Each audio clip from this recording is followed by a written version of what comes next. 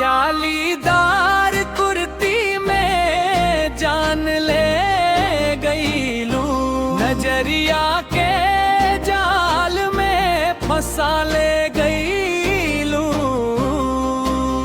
हवा गई से चले बदन लहराए, शहर सारा तो से पागल हो जाए।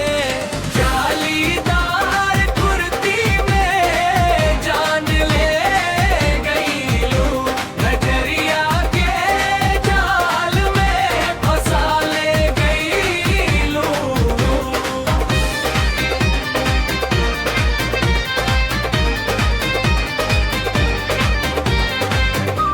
हल्की सी हंसी कातिल अदाए, देखत ही दिलवा धड़क जाए।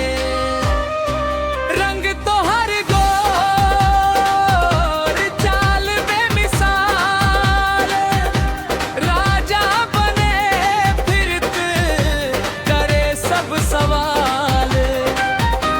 कमरिया मटकावे दिल धक धक होई, तो हो रे आगे ते सपना भी शर्माई।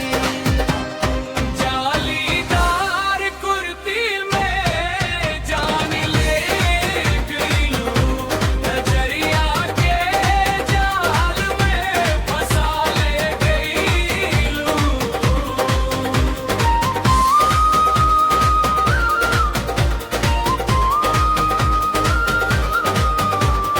गली गली चर्चा तोहरे नाम के, टिकटॉक रील सब तोहरे काम के। लाली तोहर ओठ बोले कहानी, देख के पागल हो गईल जवानी।